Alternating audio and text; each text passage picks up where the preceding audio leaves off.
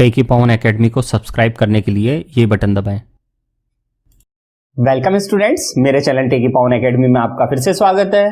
आज हम बात करने वाले हैं बीओपी की भुगतान शेष की। इस वीडियो में मैं आपको ये बताऊंगा भुगतान शेष क्या होता है और फिर भुगतान शेष के घटक या अवयव देखेंगे, जिसमें हम चालू खाता और पूंजी खाता तो देखते ही है। मैं आपको वित्तीय खाता भी बताऊंगा जो कि हमारे उसमें शामिल कर लिया गया है, लेकिन अभी आरबीआई अपने आंकड़ों में जारी नहीं करता है, उसके बारे में भी जानकारी दूंगा मैं आपको।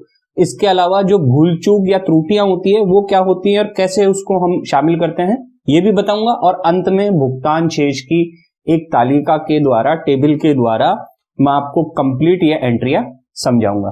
तो चलते हैं इस वीडियो पर। स्टूडेंट्स, आज का टॉपिक है भुगतान शेष का अर्थ और भुगतान शेष के घटक या अवयव। देखते हैं इसे। सबसे पहले हम भुगतान शेष का अर्थ देखते हैं। भुगतान शेष, जिसे इंग्लिश में बैलेंस ऑफ पेमेंट बीओपी कहते हैं, उसका अभिप्राय ऐसे सांख्यिकी विवरण से होता है जो कि एक निश्चित समयावधि के दौरान किसी देश के शेष विश्व के साथ हुए समस्त सभी मौद्रिक और आर्थिक लेन देनों के लेखांकन को रिकॉर्ड करता है। अब इसमें खास बात देखिए कौन कौन से आइए। सबसे पहले ये सांख्यिकी विवरण है। सांख्यिकी विवरण यानी कि इसको आंकड़ों में दर्शाया जाता है भुगतान शेष को, ठीक है। दूसरी बात, एक निश्चित समयावधि होती है। अब कितनी होती है वो डिपेंड करता है अलग अलग, जनरली 1 साल की हो सकती है ये, ठीक है। और तीसरी बात इसकी इंपॉर्टेंट कि किसी एक देश का अन्य देशों के साथ, किसी एक देश का जैसे भारत है मान लीजिए, उसका शेष विश्व के साथ, शेष विश्व मतलब अन्य देशों के साथ जितना भी मौद्रिक लेन देन है, जितना भी मौद्रिक आर्थिक लेन देन है, उन सब का रिकॉर्ड कौन बनाता है? ये भुगतान शेष। तो कहने का मतलब अगर हम सरल सी भाषा में कहें तो भुगतान शेष में भारत के अन्य देशों के साथ जितना भी लेन देन होता है, आर्थिक लेन देन होता है, उस सबको ये रिकॉर्ड करता है। ये लेन देन एक देश के व्यक्तियों द्वारा, फर्मों द्वारा और सरकार द्वारा किए जा सकते हैं। ऐसे नहीं है कि केवल सरकार के ही लेन देन भुगतान शेष में शामिल होते हैं। भुगतान शेष में केवल सरकार नहीं, फर्मों के, व्यक्तियों के, इन सब के लेन देनों को शामिल किया जाता है। आगे बढ़ते हैं। भुगतान शेष की परिभाषा देख लेते हैं। प्रोफेसर वॉल्टर ने क्या कहा है इसके बारे में? किसी देश का भुगतान संतुलन उनके निवासियों तथा शेष विश्व के निवासियों के बीच दी हुई अवधि में पूर्ण किए गए समस्त आर्थिक लेन देन का एक व्यवस्थित विवरण या लेखा होता है। प्रोफेसर वाल्टर भी यही कह रहे हैं कि किसी भी देश का भुगतान संतुलन किसके बीच होता है? उसके निवासियों तथा शेष विश्व के निवासियों के बीच में होता है, ठीक है। और समस्त आर्थिक लेन देन को इसमें शामिल किया जाता है। फिर है अंतर्राष्ट्रीय मुद्रा कोष क्या कहता है भुगतान शेष की परिभाषा को लेकर? भुगतान संतुलन एक निश्चित समय अवधि में संबंधित देशों के निवासियों के बीच समस्त आर्थिक लेन देन का क्रमबद्ध विवरण होता है। तो आप देख सकते हैं अंतर्राष्ट्रीय मुद्रा कोष क्या कह रहा है? भुगतान संतुलन एक निश्चित समय अवधि, फिर से ध्यान दें, ये एक निश्चित समय अवधि का होता है और संबंधित देश मतलब एक देश, 2 देश, 3 देश, किसी भी देश के बीच में एक देश का अन्य देशों के साथ इस प्रकार से, तो उनके निवासियों के बीच में जितना भी आर्थिक लेन देन होता है उसे ही क्या कहते हैं हम? भुगतान शेष। तो सिंपल सी बात, भुगतान शेष का अर्थ होता है एक देश का अन्य देशों के साथ होने वाला समस्त आर्थिक लेन देन। आर्थिक लेन देन जो भी है उसे हम क्या कहेंगे? भुगतान शेष में शामिल करते हैं। आगे बढ़ते हैं। अब देखिए भुगतान शेष के घटक या अवयव। एक चालू खाता होता है, एक पूंजी खाता होता है, एक वित्तीय खाता होता है और भूल चूक त्रुटि। आगे बढ़ते हैं। भुगतान शेष के घटक। चालू खाता, जिसे हम करंट अकाउंट कहते हैं। चालू खाता वस्तुओं और सेवाओं के व्यापार में अंतरण या अदायगी को विवरण दर्शाता है। कहने का मतलब चालू खाता में क्या दिखाया जाता है? चालू खाता में जनरली वस्तुओं और सेवाओं का जो व्यापार होता है ना, उसका ट्रांसफर दिखाया जाता है। वास्तविक सौदों को ही चालू खाते के सौदे कहा जाता है। वास्तविक सौदे मतलब वस्तुओं के सौदे को और सेवाओं के सौदे को, क्योंकि असली सौदे यही है तो इसलिए इन्हें वास्तविक सौदे कहते हैं। तो वास्तविक सौदों को ही चालू खाते का सौदा कहा जाता है, क्योंकि इनमें वे सभी मदें शामिल होती हैं जिनका वास्तव में ट्रांजैक्शन किया गया है एक देश से दूसरे देश में। चालू खाते में दृश्य व्यापार, अदृश्य व्यापार और एक पक्षीय हस्तांतरण भुगतान शामिल किया जाता है। आगे देखते हैं इनको। अब देखते हैं हम चालू खाते की मदें। चालू खाते को दो भागों में बांटा जाता है, दृश्य व्यापार और अदृश्य व्यापार। अदृश्य व्यापार को ही दो भागों में बांटा जाएगा, फिर सेवाओं का व्यापार और अंतरण भुगतान।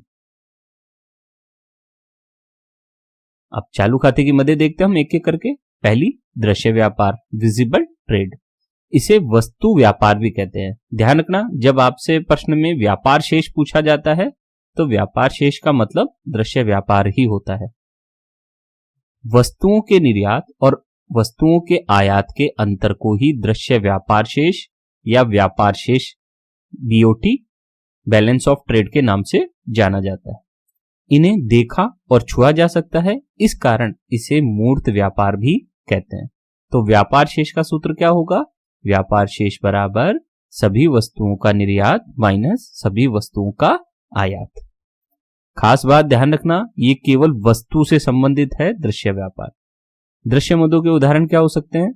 एक देश द्वारा मशीनों, पुर्जों, जूतों, अनाज आदि का निर्यात और आयात। अब एक चीज यहां गौर करने वाली है, कुछ बच्चे कंफ्यूज हो जाते हैं कि सर मशीनों का निर्यात या मशीनों का व्यापार ये किस में आएगा? ये पूंजी खाते में आएगा क्या? आप क्या समझते हैं? मशीन मतलब पूंजी है ना, और आप सोचते हैं कि ये पूंजी खाते में आएगा, लेकिन ऐसा गलत है। मशीन भले ही पूंजी हो लेकिन वो पूंजी खाते में नहीं आएगी। मशीन एक वस्तु है और वस्तु समस्त वस्तुएं, किसी भी प्रकार की कोई भी वस्तु या सेवा हो, समस्त वस्तु और समस्त सेवा ये दोनों ही है ना केवल और केवल चालू खाते के इसमें आएंगे, जिसमें से चालू खाते में आते हैं, जिसमें से वस्तु दृश्य व्यापार का अंग बन जाती है और फिर सेवा अदृश्य व्यापार का अंग बन जाती है। इसलिए मशीन हो या कोई भी पूंजीगत सामान हो किसी भी प्रकार का, वो सामान अगर वस्तु है तो वो दृश्य व्यापार में शामिल किया जाएगा। अदृश्य व्यापार में सेवाएं शामिल होती है। आगे बढ़ते हैं। नंबर 2, अदृश्य व्यापार, इनविजिबल ट्रेड। इसे सेवा एवं अंतरण व्यापार भी कहते हैं। सेवा एवं अंतरण के निर्यात और आयात के अंतर को ही अदृश्य व्यापार कहा जाता है। इसमें दो तत्व शामिल हो रहे हैं हमारे, इन्हें देखा और छुआ नहीं जा सकता, इस कारण से इसे हम क्या कहते हैं? अमूर्त व्यापार भी कहते हैं। अदृश्य व्यापार के कितने घटक है? 2 घटक। नंबर ए सेवाओं का व्यापार, नंबर बी अंतरण भुगतान। देखते हैं इन्हें। अदृश्य व्यापार के घटक ए सेवाओं का व्यापार। तो अदृश्य व्यापार के पहला घटक देखते हैं हम, सेवाओं का व्यापार। सेवाओं को 2 भागों में बांटा जाता है। कौन कौन सी? साधन सेवाएं जिसे हम कारक सेवाएं कहते हैं, दूसरी होती है गैर साधन सेवाएं जिसे हम गैर कारक सेवाएं कहते हैं। इसलिए शुद्ध साधन सेवाओं और शुद्ध गैर साधन सेवाओं को अदृश्य व्यापार माना जाता है। शुद्ध साधन सेवाओं का मतलब कि साधन सेवाओं का निर्यात माइनस साधन सेवाओं का आयात, और शुद्ध गैर साधन सेवाओं का मतलब गैर साधन सेवाओं का निर्यात माइनस गैर साधन सेवाओं का आयात। ठीक है, यहां शुद्ध का अर्थ निर्यात और आयात का अंतर है। शुद्ध साधन सेवाओं के उदाहरण कौन से हैं? उत्पादन के साधनों के निर्यात एवं आयात से शुद्ध आय।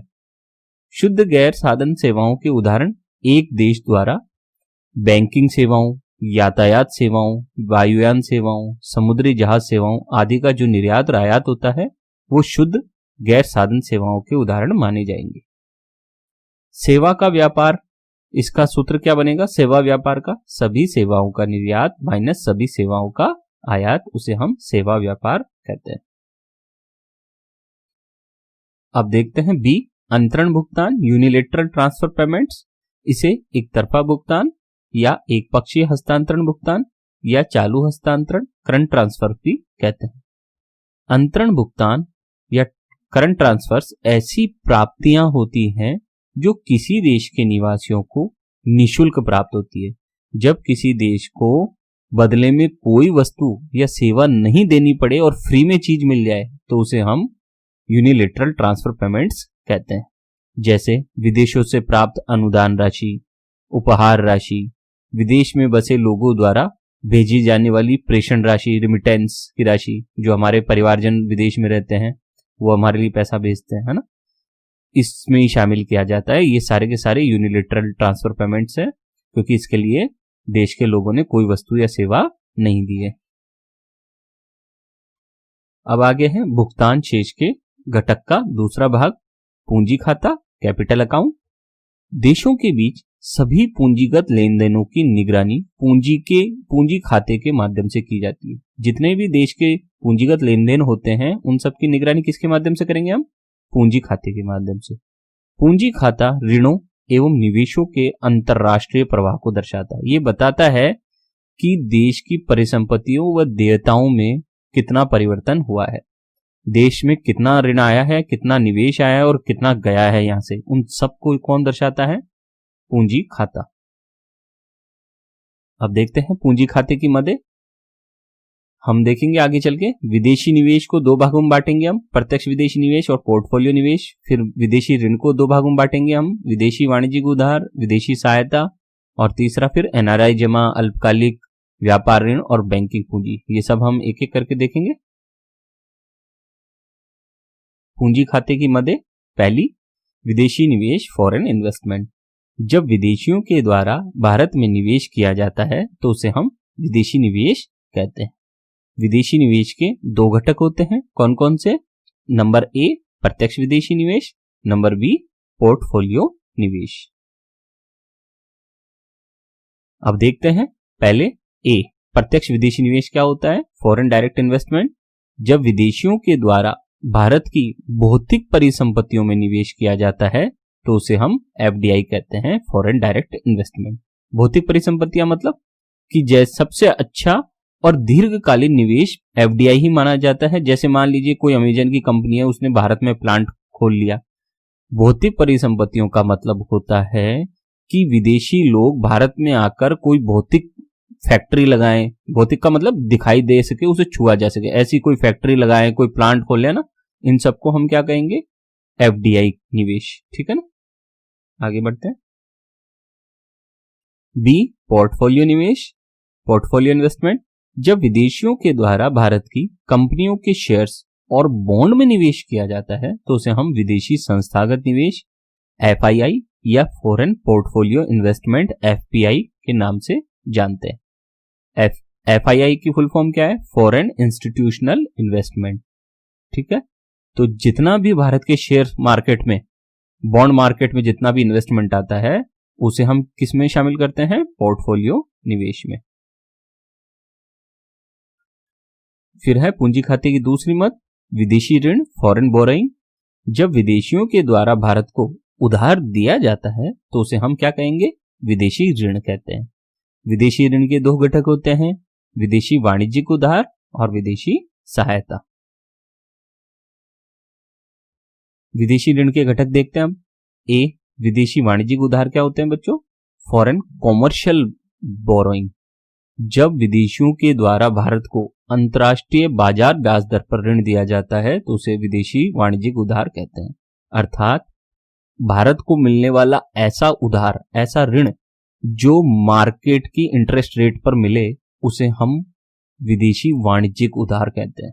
कि जो इंटरनेशनल मार्केट में रेट ऑफ इंटरेस्ट चल रही है उस पर जब हमें लोन मिलता है, भारत को ऋण मिलता है, तो उसे हम विदेशी वाणिज्यिक उधार कहते हैं। विदेशी सहायता क्या होती है? Foreign add.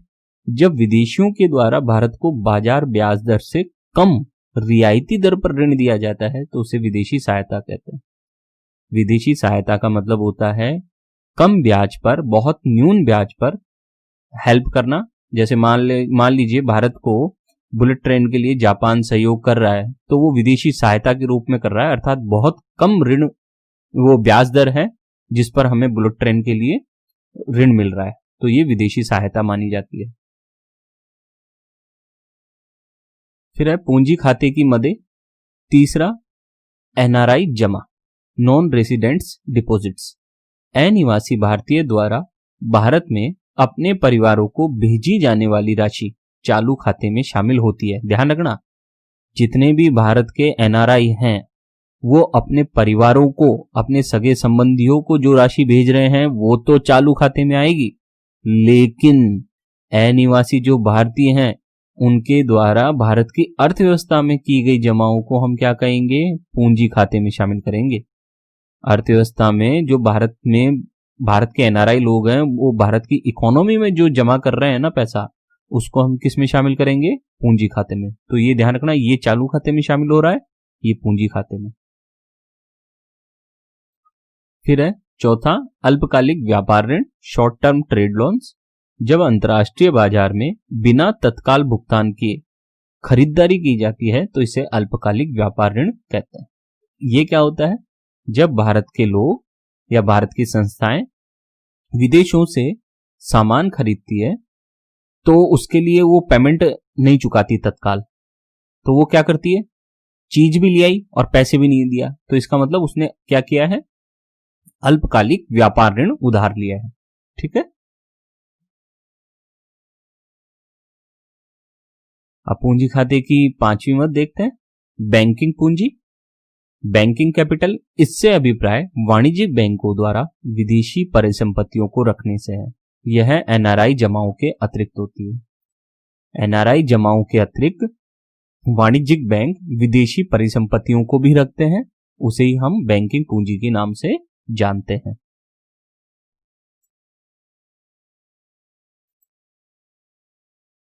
अब देखते हैं भुगतान शेष का अगला घटक, वित्तीय खाता।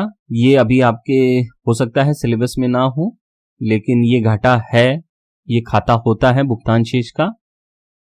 इसको आप देख सकते हैं या इसे छोड़ भी सकते हैं। ये है, भविष्य में इसको शामिल किया जाएगा।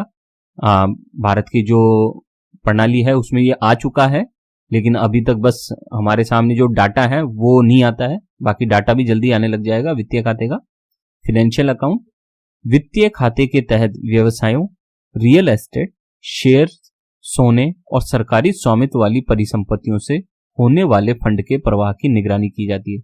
जितना भी इनमें निगरानी होती है वो किसकी की जाती है? व्यवसाय, रियल एस्टेट, शेयर, सोना और जितना भी सरकारी स्वामित्व वाली परिसंपत्तियां हैं ना, असेट्स, उसके फंड में जो प्रवाह होगा, इनफ्लो आउटफ्लो होगा, उसकी निगरानी वित्तीय खाते के द्वारा की जाती है। यह खाता घरेलू परिसंपत्तियों के विदेशी स्वामित्व और विदेशी संपत्ति के घरेलू स्वामित्व में परिवर्तन को मापता है कि घरेलू संपत्तियों के विदेशी स्वामित्व यानी कि जो हमारे देश में संपत्तियां है उस पर विदेश का कितना स्वामित्व है और विदेश की संपत्ति पर हमारा कितना स्वामित्व है, उसमें क्या चेंजेस हुए हैं, उसको वित्तीय खाता दर्शाता है। इसका विश्लेषण करने से यह ज्ञात किया जा सकता है कि कोई देश अधिक संपत्ति बेच रहा है या प्राप्त कर रहा है, इससे पता चलता है वित्तीय खाते से। अब देखते हैं भुगतान शेष का अगला घटक, भूल चूक त्रुटि, एरर्स एंड ओमिशंस। यह मद प्रत्येक देश के भुगतान संतुलन लेखा में होती है। कोई भी देश हो उसके भुगतान संतुलन लेखा में ये भूल चूक त्रुटि वाली मद जरूर होगी। अशुद्धियां, जिसे हम अशुद्धियां भी कहते हैं या भूल चूक त्रुटि भी कहते हैं, एक संतुलन मद है। ध्यान दें, ये क्या है? संतुलन मद है। और यह इसलिए शामिल की जाती है ताकि जो अकाउंट की दृष्टि से हमेशा भुगतान शेष का क्रेडिट पक्ष और डेबिट पक्ष दोनों बराबर रहे। जिन बच्चों के पास कॉमर्स है, जो इकोनॉमिक्स को कॉमर्स में पढ़ रहे हैं, उन्हें अच्छी तरह ध्यान है क्रेडिट और डेबिट एंट्री क्या होती है। लेकिन आर्ट्स वाले जो बच्चे हैं, अन्य बच्चे हैं, उन्हें मैं बता दूं, क्रेडिट पक्ष में जमा को शामिल किया जाता है और डेबिट पक्ष मतलब जाना। डेबिट मतलब आपके पास से पैसा जा रहा है और क्रेडिट मतलब आपके पास पैसा आ रहा है। तो अकाउंट्स में क्या होता है बच्चों कि क्रेडिट और डेबिट हमेशा एंट्रियां बराबर होती हैं, बैलेंस होती है। तो ये जो भूल चूक त्रुटि है ना, वो क्रेडिट और डेबिट को बराबर करने के लिए ही की जाती है बस, और इसका कोई उद्देश्य नहीं है, जिससे भुगतान शेष अकाउंट की दृष्टि से हमेशा संतुलन में रहता है। जब आपसे पूछा जाता है कि भुगतान शेष हमेशा संतुलन में रहता है, इसका मतलब क्या है? इसका मतलब यही है कि उसे क्रेडिट और डेबिट पक्ष अकाउंट की दृष्टि से बराबर करने के लिए भूल चूक त्रुटि को जोड़ दिया जाता है, और ताकि वो संतुलन में प्राप्त हो सके, और इस प्रकार भुगतान शेष हमेशा संतुलन में रहता है। लेकिन केवल अकाउंट की दृष्टि से। अब देखते हैं देश का भुगतान शेष। ये हमारा पूरा मैं आपके सामने खाता लाया हूं, एक टेबल लाया हूं, आप इसको देखें। देश का भुगतान शेष खाता हमेशा संतुलन में रहता है। ये हमने क्रेडिट प्राप्तियां ली है, कैश रिसिप्ट, ये हमारा डेबिट है, भुगतान डिपॉजिट पेमेंट्स, ये हमारा करंट अकाउंट है, ध्यान दें, ये हमारे मदे हैं, और ये चालू खाते की प्राप्तियां हैं। मर्चेंडाइज ट्रेड से हमें कितना पैसा प्राप्त हुआ, सर्विस एक्सपोर्ट से कितना हुआ, इनकम फ्रॉम फॉरेन इन्वेस्टमेंट से कितना हुआ, यूनिलेटरल रिसिप्ट से कितना हुआ, ठीक है ना। ये हमारी चालू खाते की प्राप्तियां हैं, ये हमारी पूंजी खाते की प्राप्तियां हैं, long term borrowing, short term borrowing, sale of gold assets, ठीक। तो चालू खाते का सब टोटल 600 है, पूंजी खाते का सब टोटल 400 है। ये हमारा चालू खाते का भुगतान है, सेम वही, मर्चेंडाइज ट्रेड में कितना पेमेंट किया, सर्विस इंपोर्ट में कितना किया, foreign income from investment at home में कितना किया, यूनिलेटरल पेमेंट के रूप में हमने कितना पेमेंट किया, और इसका सब टोटल आता है 800। ऐसे ही पूंजी खाते का भुगतान है, long term landings, short term landings, purchase of gold assets, सब टोटल है इसका 190। अब खास बात देखिए, खास बात यह है एरर्स एंड ओमिशंस जो है भूल चूक, वो 10 जोड़ी गई है। क्यों जोड़ी गई है? क्योंकि जो आपका ये दोनों खाता है, ये देखिए 800 और 400, 600 और 400 कितना होता है, 1000 होता है, लेकिन 800 और 190 1000 नहीं होता। 800 और 190 990 ही हुए, यानी कि चालू खाते का क्रेडिट पक्ष और डेबिट पक्ष दोनों बराबर नहीं हुए। इस कारण से हमने ये भूल चूक कितनी जोड़ दी इसमें, 10। जितना इधर दोनों का बैलेंस में गड़बड़ होता है उतना ही हम इधर ऐड कर देते हैं। तो ये भूल चूक संतुलन मद हमने ऐड कर दिए 10, ठीक है। और ये फिर ग्रांड टोटल क्या हो गया, इधर भी 1000 हो गया है और इधर भी 1000 हो गया है, यानी कि दोनों तरफ एंट्रियां बराबर हो गई है, और इसी को भुगतान शेष हमेशा संतुलन में रहता है ऐसा कहा जाता है। उम्मीद है आपको भुगतान शेष का ये टॉपिक समझ में आया होगा, काफी डिटेल टॉपिक था, आपके लिए बहुत मेहनत करके लाया हूं मैं ये आंकड़े। अगर आपको चैनल अच्छा लगा हो तो सब्सक्राइब जरूर करें। मेरे चैनल पर कक्षा 9, 10, 11, 12 के अर्थशास्त्र के अन्य टॉपिक्स भी हैं, आप उन्हें भी देख सकते हैं। आज के वीडियो के लिए बहुत बहुत धन्यवाद।